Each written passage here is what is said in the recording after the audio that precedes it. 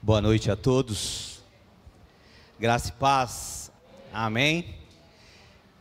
Deixa eu dar um recadinho rápido aqui para vocês não, né, para os homens e para as mulheres também, é claro, né.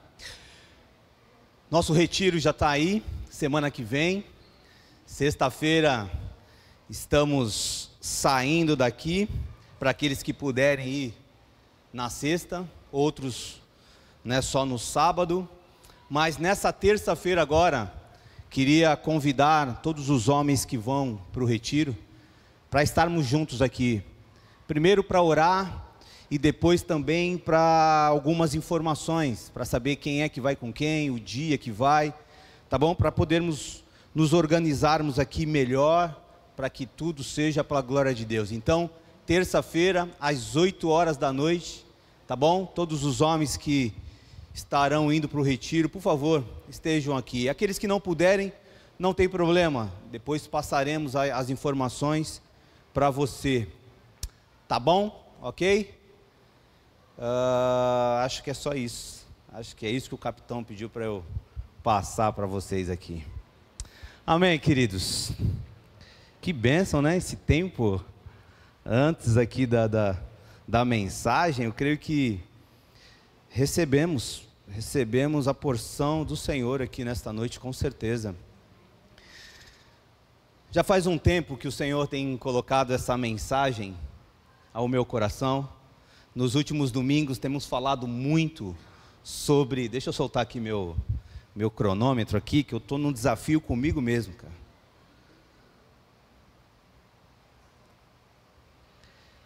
Nesses últimos domingos temos falado muito sobre oração, e eu confesso a vocês que eu estou dividido entre o livro de Daniel, a vida de Daniel, e esse texto que o Senhor colocou ao meu coração. Penso que a mensagem de hoje é uma mensagem que eu confesso a vocês que tem mexido demais comigo nesses últimos meses.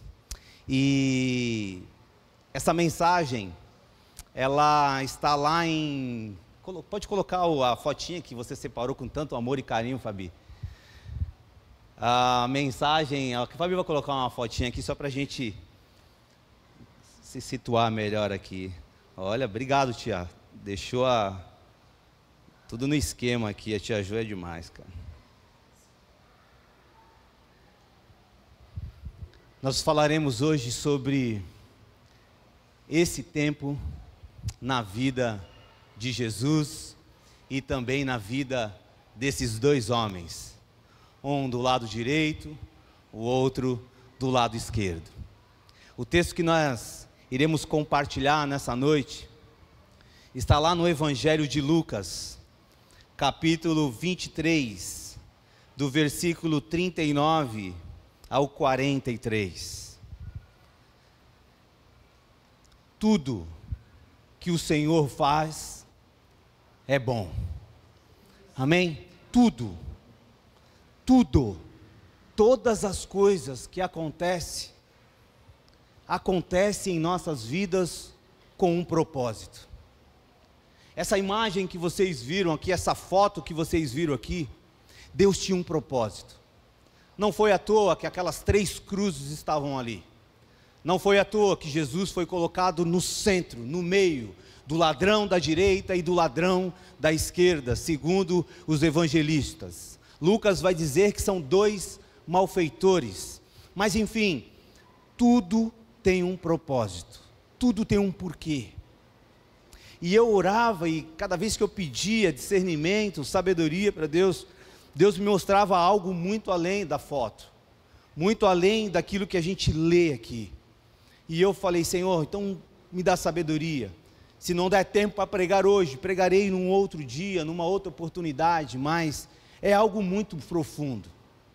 Simplesmente de olhar para essa foto, saber que ele foi crucificado no meio ali de 2 ladrões.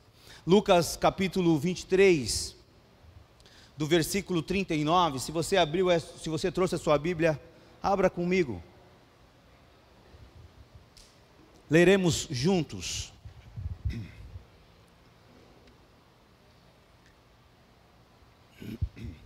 O texto vai dizer assim: um dos malfeitores, crucificado, blasfemava contra ele, dizendo: não és tu o Cristo? Salva-te a ti mesmo e a nós também. Respondeu-lhe, porém, o outro, repreendeu, dizendo: nem ao menos temes a Deus, estando sobre igual sentença? Nós, na verdade, com justiça, porque recebemos o castigo que os nossos atos merecem, mas este nenhum mal fez. E acrescentou: Jesus, lembra-te de mim quando vieres no teu reino. Jesus lhe respondeu: em verdade te digo que hoje estarás comigo no paraíso. Ainda hoje estarás comigo no paraíso. O texto nos mostra 3 cruzes, com uma foto aqui que a Fabi reservou. 3 crucificações. Na cruz do meio estava o meu e o seu Jesus. Para aqueles que creem, é claro. Jesus estava sendo acusado injustamente de conspiração contra César e blasfêmia contra Deus. O mesmo povo que viu Jesus fazendo esses grandes milagres que o pastor Alexandre aqui leu e orou, o mesmo povo que viu sinais e grandes prodígios da parte do Senhor, foram os mesmos que foram influenciados pelos religiosos da época e que pediram para crucificarem Jesus. Jesus foi julgado por corações invejosos, e mesmo não tendo nada contra ele, não foi encontrado nenhum erro nele, mesmo assim, Jesus foi considerado culpado, foi preso, torturado e crucificado. A cruz era a crucificação era a pior forma de se executar alguém nesta época. Era a mais agoniante, torturante e dolorida forma de se executar alguém.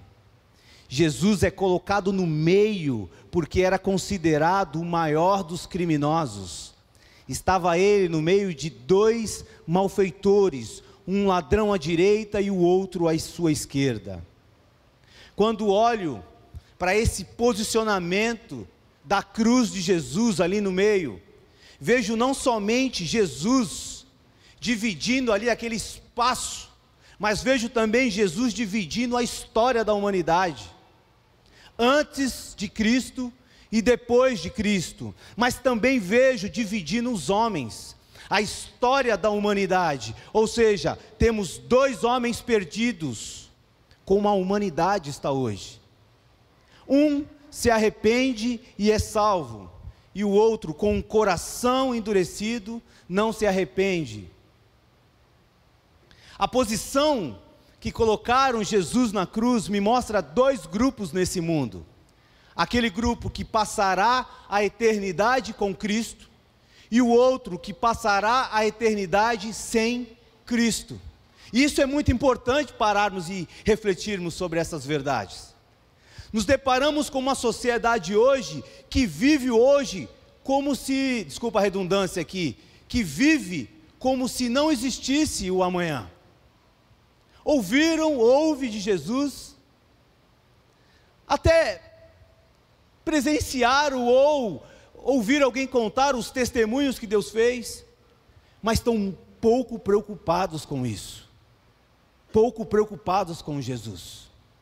Afinal de contas, muitos hoje, nesse momento, mesmo ouvindo falar de Jesus, alguns até tiveram convites para estar numa atmosfera, num ambiente como esse, escolheram estar em outros lugares, pensando no aqui e no agora, sem refletir lá na frente. A pergunta que eu faço, e é o tema da mensagem de hoje, é: onde você passará a eternidade?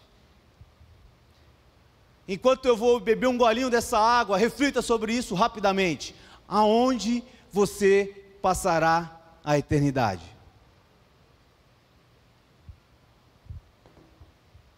Aqui no Gólgota está o retrato da humanidade. Pessoas que já ouviram falar de Jesus, já presenciaram os milagres de Jesus.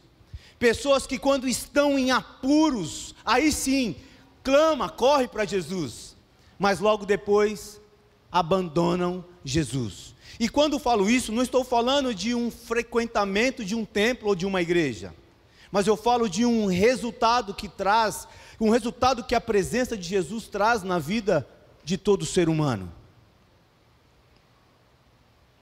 Eu queria chamar a atenção para o comportamento desses dois homens que estavam ao lado de Jesus, que é símbolo de todos aqueles que vivem uma vida sem temor a Deus, vivem com entendimento errado de quem é a pessoa de Cristo, a pessoa de Deus.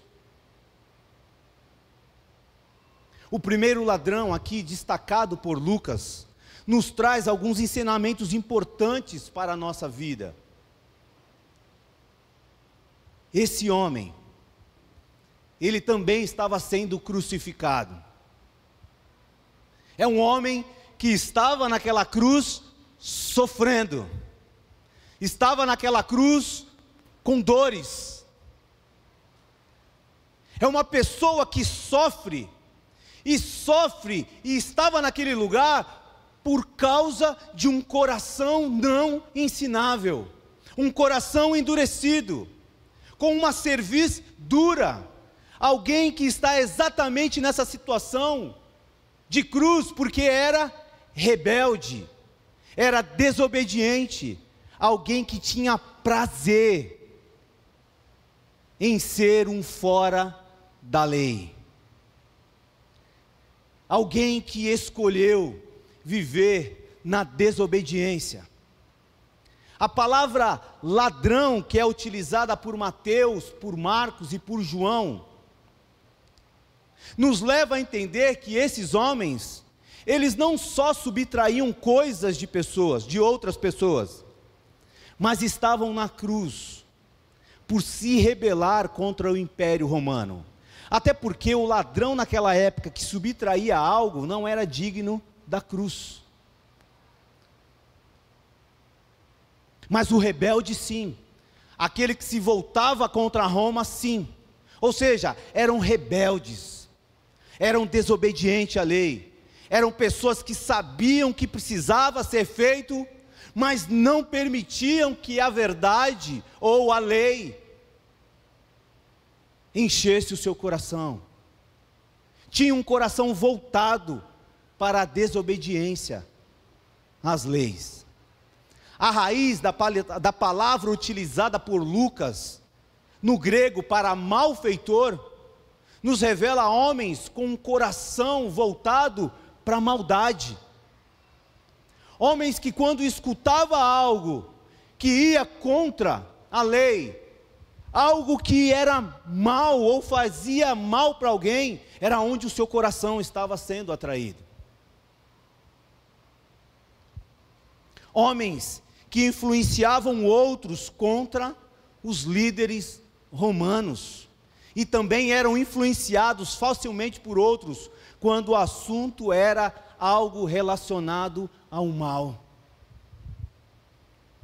Tanto é que a cruz, eles reproduzem o que já estava sendo falado pelos mestres da lei. Todos os homens que passam, todos os não, mas os mestres da lei, e alguns da multidão que passava pela cruz, dizia: olha, se tu é Cristo, então sai daí, salva-te a ti mesmo, se tu és Cristo, aquilo que você falou que é. E esses ladrões, ouvindo isso, na cruz, eles fizeram a mesma coisa. Esse ladrão, ele sofre, porque não reconhece os seus erros. Aprendo com esse texto, que nem Jesus, estando do lado desse homem, nem esse homem falando com Jesus não quebra o coração dele. Notem que quando esse homem fala, Jesus fica em silêncio. Jesus não quebra o silêncio, porque esse tipo de coração não agrada a Deus, esse tipo de postura não agrada a Deus. Homens e mulheres que não conseguem olhar para dentro de si e reconhecer os seus próprios erros, as suas próprias falhas, homens que estão predestinados ao mal, mesmo sabendo que precisam fazer o bem. Esse homem, ele sofre, porque ele dá ouvidos à multidão, reproduz na cruz o que o povo dizia: se tu és Cristo, então salva a ti mesmo. Sempre haverá uma multidão para nos impedir de chegar até Jesus Cristo, querido. Sempre. Se os nossos olhos estiverem voltados para os outros, teremos grandes dificuldades de obedecer a palavra de Deus. Muitas dificuldades. Zaqueu queria ver Jesus, era pequenino e a multidão impedia ele teve que fazer algo a mais, ele teve que dar um passo a mais, ele teve que usar a sua imaginação, e aí ele sobe numa árvore, e a intenção dele era ver Jesus, mas foi Jesus que viu ele. A mulher do fluxo de sangue é a mesma coisa. Uma mulher não podia estar no lugar onde ela estava. Havia uma multidão impedindo essa mulher de chegar até Cristo. Mas ela dá um passo de fé, de coragem, mesmo sabendo que poderia ser apedrejada em praça pública. E por baixo ela sabe que se tocasse apenas na orla. E foi isso que ela fez. Deus não resiste corações assim. Deus não resiste a um coração que deseja Ele, que deseja buscar Ele. Como cantamos aqui, fomos ministrados, Deus não resiste a um coração arrependido. Esse homem, ele sofre, porque não reconheceu Cristo como seu Senhor e seu Salvador pessoal. Seu coração não percebeu que estava diante do Deus Todo-Poderoso encarnado, por causa do seu coração e por causa das suas escolhas. Esse homem também sofre, porque mesmo estando ao lado de Cristo, mesmo falando com Cristo, o seu ego, o egoísmo era maior dentro dele. A sua vontade era mais importante do que a vontade de Cristo naquele momento. Porque ele diz: olha, salva a ti, mas salva a nós também. Esse homem não só está errado no seu caráter, mas também no conceito para com Jesus. Errado na forma de entender as vontades de Deus para a humanidade. Se tu é Cristo, então desce da cruz, como se Cristo tivesse que provar alguma coisa para alguém. Deus não precisa provar mais nada para nós, queridos. Mas eu não sei você, mas muitas das vezes eu me vejo em oração dizendo: Senhor, se tu és Deus, então me livra mais dessa.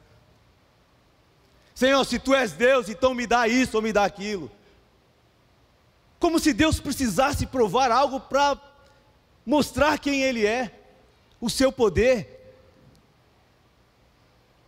Se é Cristo, salva-se a si mesmo. E é claro que isso jamais poderia acontecer, porque se Cristo salvasse a si mesmo, a sua missão fracassaria, porque Ele veio de forma voluntária salvar o que havia sido perdido.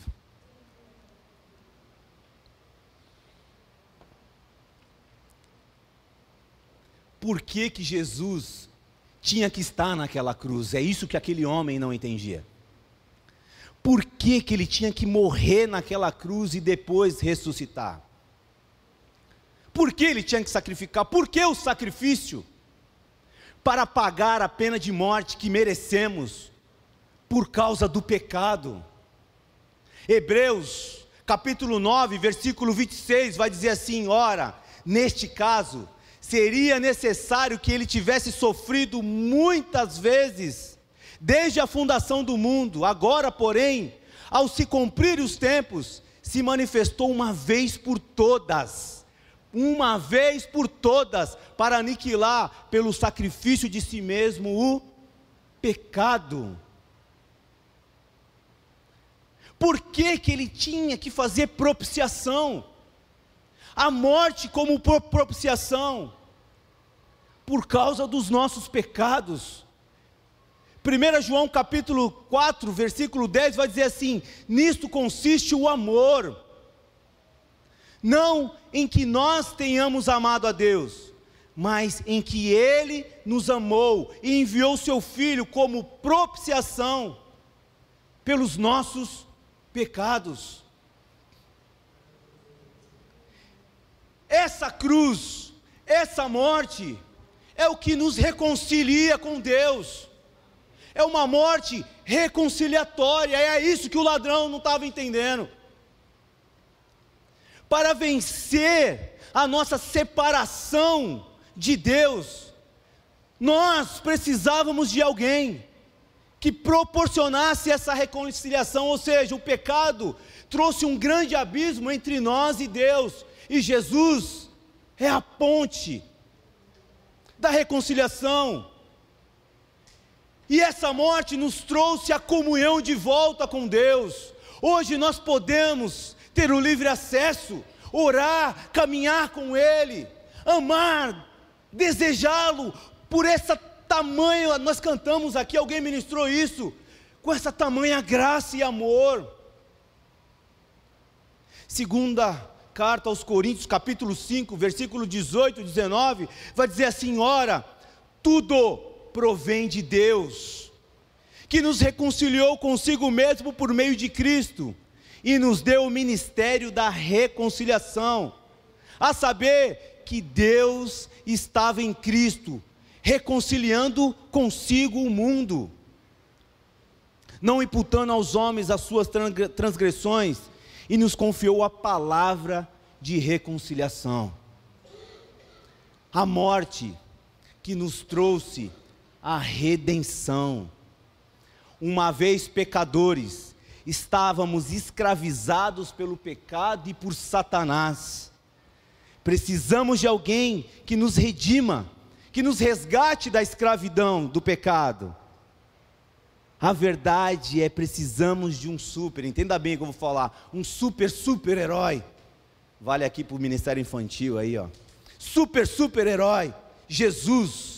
Marcos capítulo 10, versículo 45, vai dizer assim: pois o próprio Filho do Homem não veio para ser servido, mas para servir e dar a vida em resgate por muitos, não todos. Muitos, é importante isso. Muitos. Não existe então salvação sem a cruz. Não existe evangelho sem sacrifício. Não existe. Se ele passou, nós passaremos também. Mas tem um outro ladrão que era ladrão. Os dois eram iguaizinhos.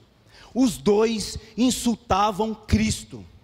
Os dois falavam mal de Cristo naquele momento da cruz. Os dois. Não existe ninguém bonzinho ali. Os dois eram pecadores. E esses dois, eu não sei você, mas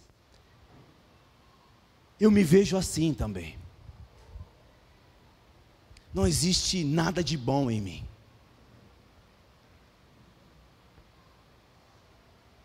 Quando eu meditava no texto, eu me enxergava no meio desses ladrões. Não sou merecedor de nada. O outro ladrão também insultava Jesus, segundo Mateus, Marcos e João, que é o símbolo de todos aqueles que pecaram, que transgrediram a lei, que no passado fizeram coisas horríveis, mas que um dia, ao se encontrarem com Cristo, se arrependeram, mudaram a direção total da sua vida, ou seja, tiveram uma conversão, conheceram o Senhor da sua vida e receberam a graça de Deus. Então, muitas das vezes, nós ficamos, o passado pesa na mente de alguns. As pessoas muitas das vezes vêm para a igreja, até aceitou Cristo, mas vira e mexe e diz: olha, eu não sou digno, olha, eu acho que eu não vou, acho que eu não sou salvo, porque eu fiz isso, fiz aquilo e fiz mais isso. O texto vai nos dizer que esses ladrões, além de ser ladrões, eram malfeitores, eram mal, tinham um passado horrível, talvez até assassinos, talvez até tiraram a vida de alguém. Mas a graça, foram alcançados, um deles foi alcançado pela graça de Deus. E que graça é essa, querido? A graça, ela nunca deve deixar de nos maravilhar todos os dias quando acordarmos. O amor de Deus, Ele nos amou, mesmo ainda sendo pecadores. A graça dele nos alcançou quando nós não merecíamos nada, quando pessoas jamais teriam a capacidade de olhar para nós. E Deus nos conhece melhor do que qualquer outra pessoa. Deus me conhece melhor do que minha mãe, melhor do que a minha esposa. E mesmo assim, a graça dele me alcançou, o amor dele me alcançou, e é isso que nós precisamos estar maravilhados, queridos, maravilhados, porque existe um lugar além desse aqui, que está reservado para mim e para você, mesmo eu e você não merecendo nada. É por amor, Ele envia o seu Filho por causa de mim e de você, por amor, não é por merecimento. Nada que você possa fazer aqui vai mudar o que Deus sente por mim e por você. A graça nunca deve deixar de nos maravilhar, é uma graça maravilhosa. Deus tem um padrão absoluto, puro, santo e justo. É por isso que nos apegamos com todas as nossas forças ao mérito de Jesus Cristo. Só Ele tem mérito que satisfaz as exigências da justiça de Deus. Ele nos concede esse mérito livremente, quando nós não merecíamos nada. Não o merecemos. Não há nada em nós que suscite o favor do Senhor, que conduz a nossa justificação. É pura graça de Deus, e é isso que nos move a dizer não para o pecado. É isso que precisa nos mover a ser obediente à palavra de Deus. É isso que precisa nos mover à prática da oração, à prática da palavra. É isso que precisa nos mover. A graça, o amor, o que Ele passou por mim e por você. E quanto mais nós entendemos o que Deus fez por nós, como pecadores, mais dispostos somos a fazer o que Ele deseja para nós. Está entendendo? Quanto mais nós entendemos esse amor, quanto mais nós entendemos essa graça, quanto mais nós entendemos a nossa condição, porque talvez seja a maior dificuldade hoje, de alguém olhar no espelho e dizer assim: Senhor, eu sou mau, corrupto, os desejos do meu coração são maus, eu só não mato alguém no trânsito, Deus, porque às vezes me falta talvez uma arma, porque o desejo que eu tenho de matar aquele cara que está fazendo pirraça e me segurando no trânsito, é porque existe algo mal. E se nós não entendermos da onde é que Ele nos tirou. Nós teremos grande dificuldade de entender essa maravilhosa graça, porque o desejo que nós temos quando alguém fala mal de nós, quando alguém nos apunhala pelas costas, quando alguém que você deu tudo e de repente essa pessoa se volta contra você, o desejo que brota dentro do nosso coração, talvez alguns não, mas outros sim, é um desejo ruim, que vai contra as Escrituras. Se a gente não entender da onde a gente veio, da onde Ele nos tirou, vai ficar difícil entendermos esse amor cada vez mais. Então, quanto mais entendermos o que Deus fez por nós como pecadores, mais dispostos somos a fazer o que Ele deseja para a nossa vida, para o nosso bem. Os grandes mestres da igreja dizem que o primeiro ponto da santificação genuína é uma consciência crescente da nossa própria pecaminosidade. Não há bem nenhum, nem em mim, nem em você, querido. Toda boa dádiva vem dele. Com isso vem ao mesmo tempo uma consciência crescente da graça de Deus, e com isso novamente o amor e a vontade crescente de obedecê-lo. Eu não sei qual é o grau, ou se você colocar na balança, o quanto você deseja obedecer a Deus. O quanto nessa noite você deseja obedecer a Deus naquilo que Deus tem falado com você, seja o que for. O quanto. Nunca coloque uma pedra em cima daquilo que Deus não colocou. Nunca coloque um ponto final na história quando Deus não colocou, porque isso tem a ver com obediência ou desobediência. O quanto esse amor e essa vontade cresce em você de obedecê-lo por aquilo que Ele fez. Ah, Wagner, mas aquela pessoa não merece. Ah, Wagner, naquele lugar não merece. Ah, Wagner não merece. Mas Ele merece. Ele merece. Se você reconhece Ele como Senhor e Salvador da tua vida, então já não é mais você, já não é mais a tua vontade, já não é mais o teu querer, mas é a vontade dEle. Wagner, mas a vontade dEle é muito difícil, me machuca. Esses dois homens estavam machucados na cruz, estavam sofrendo, talvez já faltando a respiração, mas um, mesmo diante do sofrimento, continua com seu coração endurecido.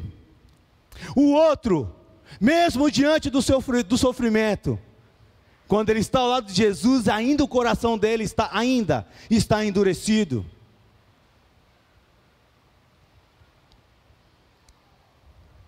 A verdade é que em algum momento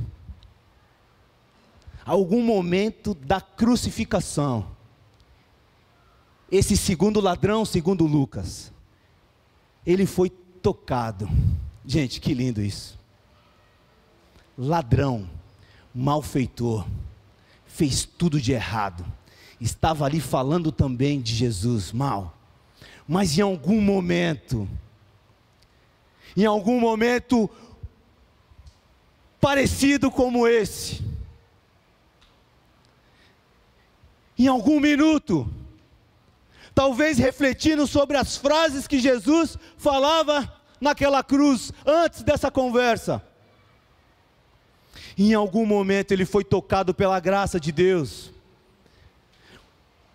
em algum momento os seus olhos foram abertos, em algum momento o seu entendimento foi iluminado, e ele reconhece que ele era pecador, ele reconhece que ele estava ao lado, não de um simples homem, não de um simples alguém, mas ele estava ao lado do Deus Todo-Poderoso encarnado e que era Rei. Não podemos tratar Jesus e Deus como fosse qualquer homem, como fosse qualquer amigo. Ele é Senhor. Ele merece diariamente, a todo momento, a todo segundo, toda a honra, toda a glória e todo o louvor. Não podemos tratá-lo de qualquer forma.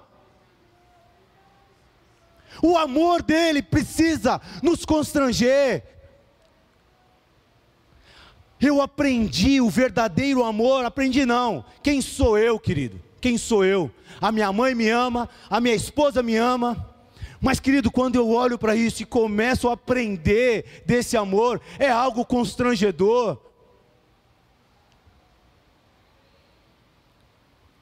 Esse homem na cruz me mostrou que eu posso, que você pode, que qualquer pessoa pode se achegar até Jesus do jeito que está, com um passado horrível, pode se achegar diante dele,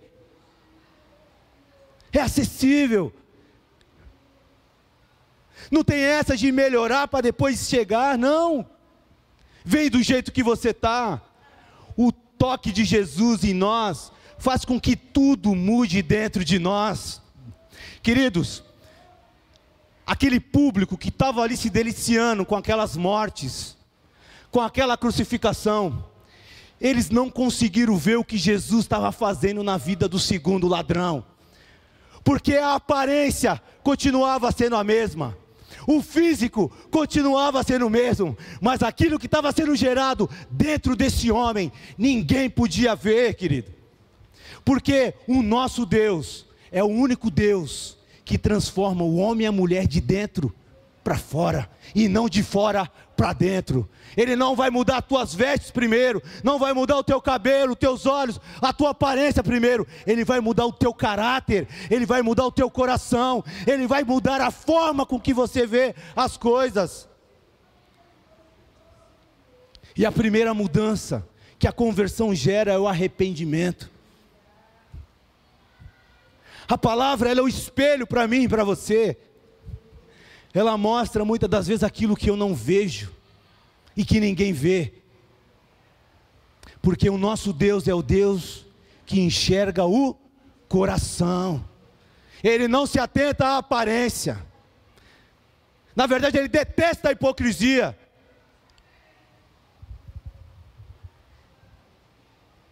Esse homem, esse ladrão, que estava insultando Jesus em um outro momento, em um prazo curto de tempo, agora ele estava adorando.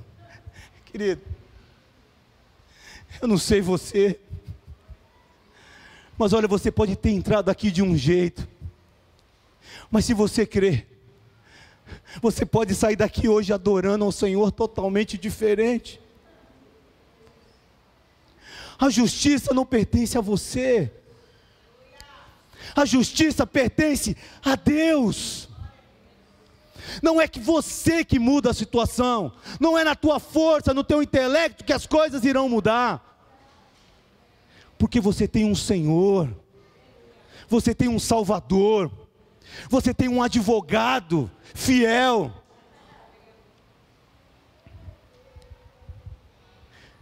Num prazo curto, ele já estava adorando, não por sua capacidade, mas por causa do amor que ele recebeu naquela cruz, querido. Ele estava ao lado daquele que não havia mal nenhum, estava ao lado de um rei verdadeiro, e toda conversão, todo encontro genuíno com Cristo gera frutos que são inevitáveis nas nossas vidas.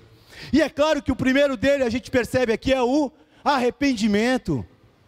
1 João capítulo 1, 9 vai dizer assim: se dissermos que não temos pecado nenhum, a nós mesmos nos enganamos, e a verdade não está em nós.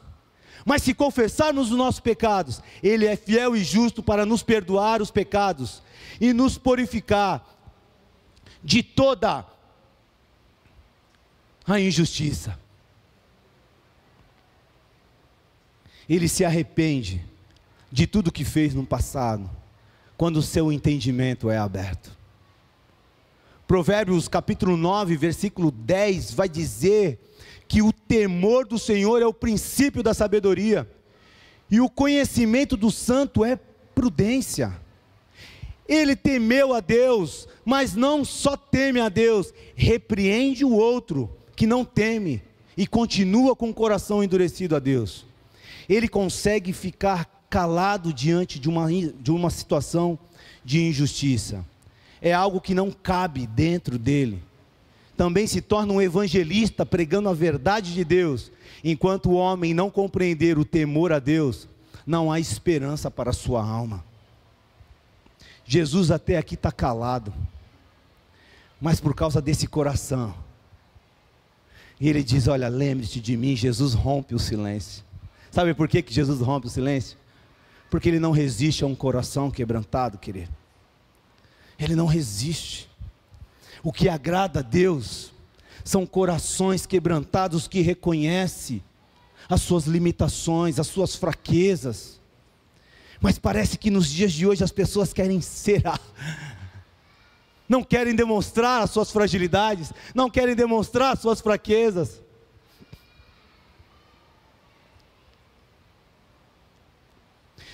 Primeira João capítulo 4:15 vai dizer assim: aquele que confessar que Jesus é o Filho de Deus, Deus permanece nele e ele em Deus. Isso é uma outra característica da conversão, é reconhecer os seus erros e o seu pecado. Às vezes fazemos algo de ruim e culpamos outros, culpamos as coisas, culpamos as circunstâncias, mas nunca sou eu. Reconhecer os seus erros e o seu pecado. Uma pessoa que ainda não se encontrou com Jesus, ela nunca acha que é pecadora, acha que tudo é normal e deixa a vida me levar. Ela nunca fica com vergonha do pecado. Basta a gente olhar nas redes sociais, os absurdos que acontecem e as pessoas ainda postam. Elas nunca ficarão constrangidas com o pecado, porque o prazer dela, a natureza dela leva essa pessoa para essas coisas. Por isso que quando esse homem recebe a graça de Deus, tudo muda para o seu melhor. Aprendo também que mesmo aceitando a Cristo como único e suficiente Salvador, isso é importante, mesmo tendo os meus pecados perdoados, mesmo sendo salvo pela graça de Deus, as consequências pelos meus erros, elas irão continuar. Minhas más escolhas que fiz, a conta vai chegar, pois aquilo que o homem plantou, o homem, ele vai colher. Notem que Jesus, mesmo depois de dar a salvação para esse homem, Jesus não o tira da cruz, Jesus não o tira daquele sofrimento da cruz, Jesus não o livrou da morte física, porque como o mesmo ladrão diz, nós merecemos estar aqui por causa dos nossos atos. Meu Deus do céu, que visitação, queridos. Eu mereço estar aqui. Eu cometi erros, cometi más escolhas. Talvez muitos aqui estão vivendo consequências das suas más escolhas, e estão culpando Deus, quando na verdade a atitude desse homem me leva a crer que mesmo passando por esses momentos difíceis, houve consolo, mas não só consolo, esperança de que dias melhores virão. Não pense porque Deus perdoa o pecado, não sofreremos as consequências dessas más escolhas. Não só quem cometeu. Por isso, queridos,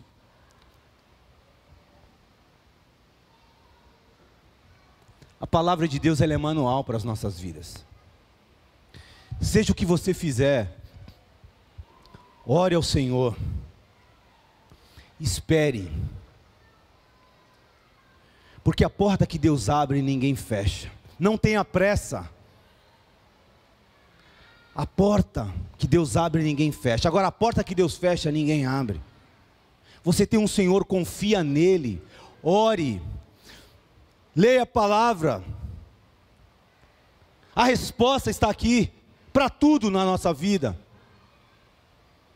Às vezes queremos muito uma coisa, e colocamos os pés pelas mãos, e a conta vai chegar depois. Depois. A crucificação gerou nele sofrimento, vergonha e morte.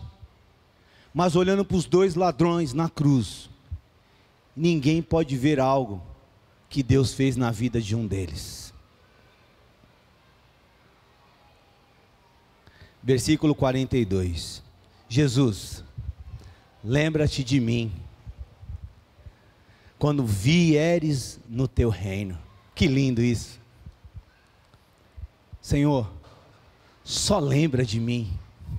Sabe aquela oração que você fala, que você faz para Deus, fala: Senhor, eu queria tanto uma coisa. E você já conhece um pouquinho do seu Pai. Você sabe que o nosso Pai, Ele vai muito mais além do que aquilo que você pensa, do que aquilo que você imagina. Deus, Ele sempre nos surpreende, querido.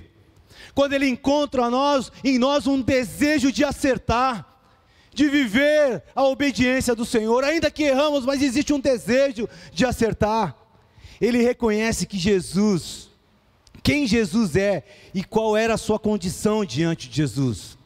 A salvação se dá quando reconhecemos quem nós somos em Cristo Jesus, e que sem Ele nada nós podemos fazer.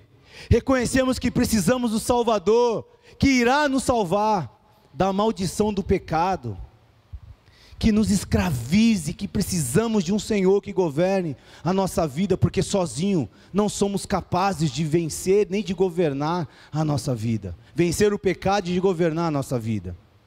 E aí Jesus quebra o silêncio. O outro que falava com Jesus, Jesus quieto, falou nada. Agora com esse não. Olha que lindo.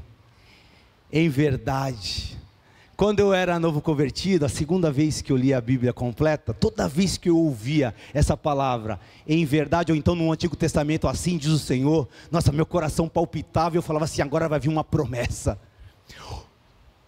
Em verdade, em verdade, em verdade eu te digo, é a certeza que existe uma vida após essa aqui para nós. Viver com Cristo na eternidade é a certeza que todos aqueles que creem em Jesus vão ter. Em verdade te digo que ainda hoje estarás comigo no paraíso. Então a salvação, ela é certa, ela é imediata, porque Ele prometeu e Ele vai cumprir. Hoje mesmo, Ele pode salvar você que está nos assistindo, ou que está aqui nesse salão. Hoje mesmo, não é amanhã, é hoje. Ele pode mudar a sua vida. Hoje mesmo, Ele pode estar te libertando das amarras do pecado, da cegueira. Porque além da salvação ser certa, ela é imediata, ainda hoje. No coração desse homem havia uma esperança. Sabe qual era? A esperança de um descanso, e um descanso rápido ainda hoje. Amém, queridos? Esse homem, ele foi salvo única e exclusivamente pela graça de Deus. Está claro isso? Esse homem não fez nada. Ele foi salvo única e exclusivamente pela graça, que é dádiva de Deus, e não há outra maneira de ser salvo a não ser pela graça de Deus. Não é pelos nossos méritos, não é pelas obras, não é e nunca será, é graça de Deus.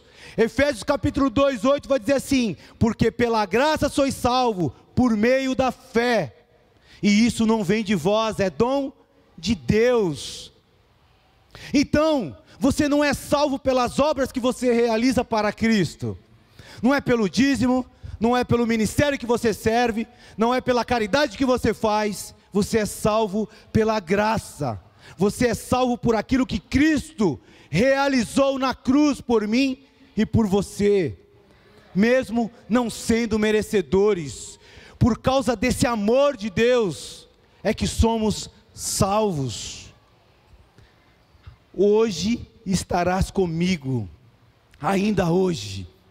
João 14,3 vai dizer assim: e quando eu for, eu vou preparar um lugar, voltarei e vos receberei para mim mesmo, porque aonde eu estou, estejais vós também. Olha só, ainda hoje, você estará no paraíso, mas você nunca estará lá sozinho. Nesse texto ele vai dizer assim: vocês estarão comigo. No texto de João vai dizer assim: estou preparando, porque para onde eu vou, eu quero que vocês estejam comigo.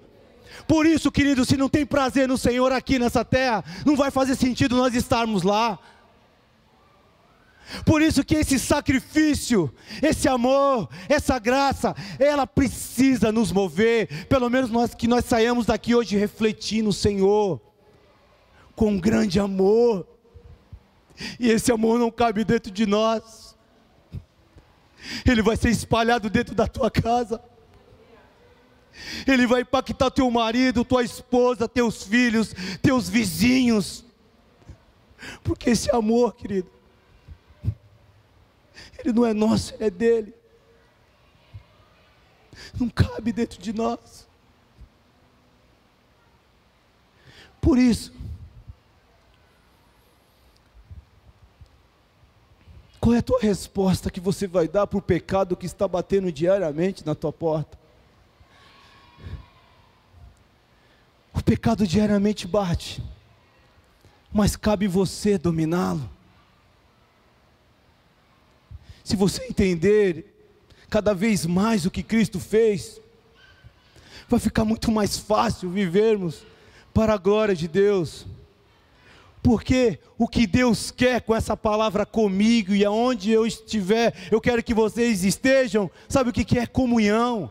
Porque a salvação, ela gera comunhão com Deus, mas não só com Deus, mas com Deus e com os meus irmãos.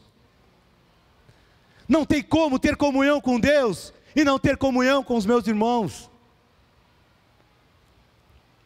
Jesus não morreu porque ele tinha culpa, mas se fez culpado por nós. Ele morreu não porque ele tinha pecado, mas ele morreu porque se fez pecado por nós.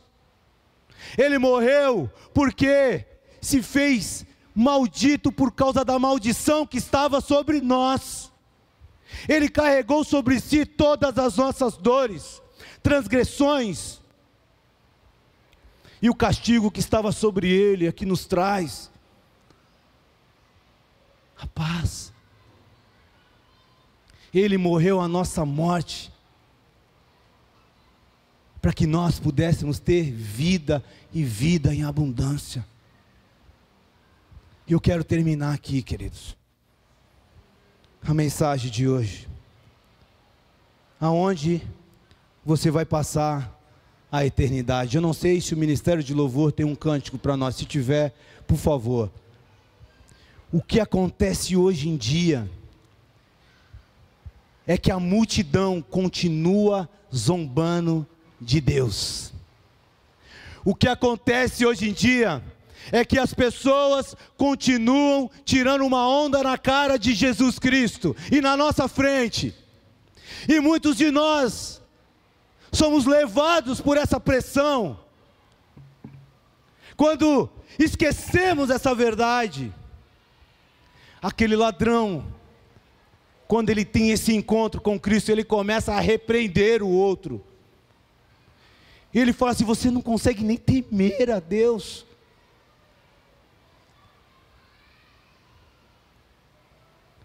Quando estiveres passando pelas tribulações, lembre-se que o seu descanso não é aqui.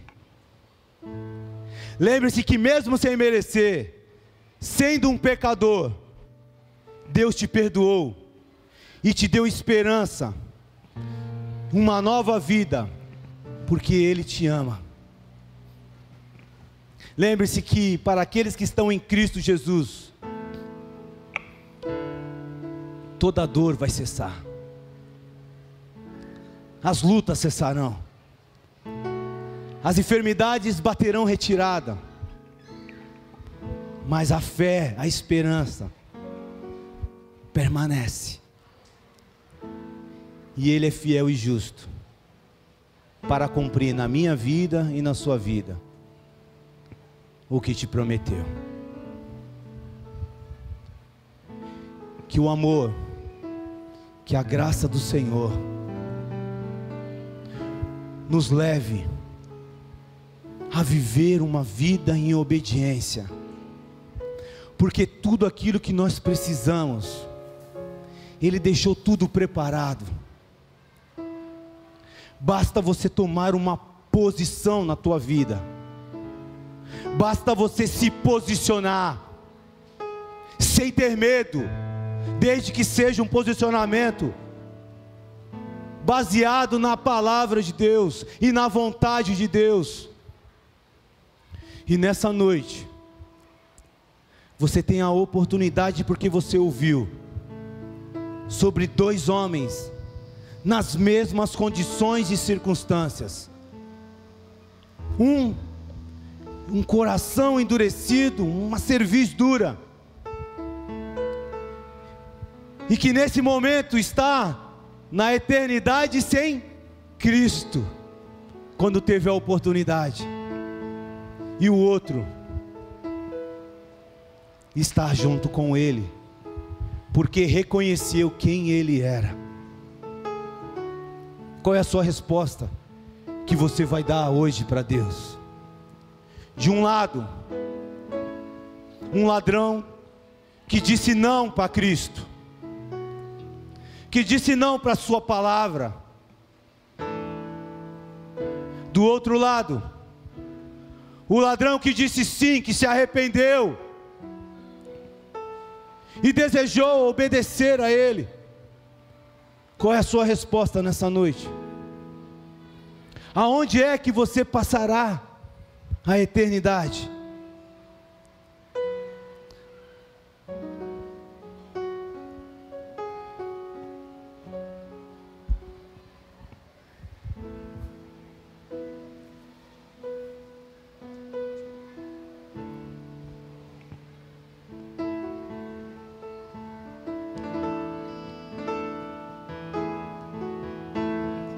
Venha, Senhor, minha vida oferecer. Ore ao Senhor, queridos. Como oferta de amor e sacrifício, quero minha vida a Ti entregar. Como oferta viva em Teu altar.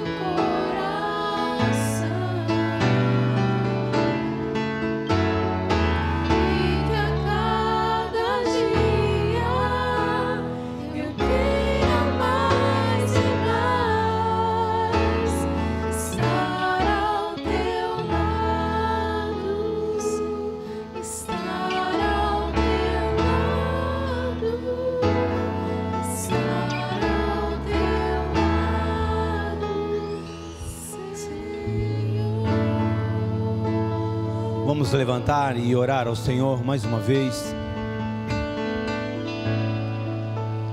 Ninguém nessa vida te amou tanto quanto Deus te ama. Ninguém seria capaz de dar o próprio filho por pessoas pecadoras, pessoas que tinham um coração mau, mas Ele fez. Nunca deixe isso sair de dentro de você, essa certeza e essa convicção que você é amado de Deus, que você foi escolhido, separado, para viver uma vida diferente, porque o Rei da Glória habita dentro de você. Ele escolheu morar dentro de você. O mesmo poder que ressuscitou Jesus está sobre você. O Espírito Santo de Deus intercede por você com gemidos inexprimíveis. É Ele que te ensina a palavra, é o teu professor, e Ele declarou que você é mais do que vencedor, diante dessa batalha que você tem travado, essa luta contra o pecado. Ele já te deu vitória, você é livre para adorar ao Senhor. Não endureça o teu coração, mesmo que a situação esteja difícil, dê um passo de fé, querido, acredite. Senhor, nós queremos, Pai, nesta noite, agradecer ao Senhor, ó Deus, por tamanha, Senhor, falta até palavras, demonstração de amor, Pai. Agradecer, Deus, a Tua graça, porque, Senhor, nós reconhecemos, Deus, que nós não merecíamos, ó Deus. Reconhecemos, ó Deus, que somos pecadores, ó Deus. E agradecemos ao Senhor, porque um dia o Senhor nos escolheu, o Senhor nos amou e nos tirou dessa condição de escravo do pecado e nos deu a liberdade, Deus, para vivermos para a honra e glória do Senhor. Visita, Senhor, a Tua igreja, visita cada coração aqui nesta noite, Deus. Revela-te para cada um de uma forma especial, individual, em nome de Jesus, Pai. E nos tira, Senhor, se existe alguém aqui hoje, Pai, que tem vivido tempos de prisão, como já foi orado no começo, quebra, Deus, quebra os grilhões, as cadeias, Pai, nesta noite. Que os nossos olhos sejam abertos, assim como foi aberto na vida desse outro homem. Que o nosso entendimento, Deus, seja iluminado, Senhor, para que possamos ver a Tua maravilha, Deus, segundo a Tua palavra. Nos ajuda, Senhor, nos ajuda, que saiamos hoje daqui refletindo, Pai, na graça, no poder e na misericórdia do Senhor. Visita, Senhor, os nossos familiares, filhos, filhas, irmãos, nossos familiares, todos eles, ó Pai. Vai de encontro à vida deles, ó Pai, e que eles tenham a mesma experiência que esse segundo homem teve, Deus. Que os olhos se abram, que o entendimento se abram, Pai, e que o Senhor os salve, Pai, em nome de Jesus. É o que nós oramos, agradecidos ao Senhor, em nome de Jesus. Amém e amém, queridos. Que Deus abençoe a vida de vocês, uma ótima semana. Homens, terça-feira, quem puder, estamos aqui, tá bom? Estaremos aqui. Deus abençoe, cara.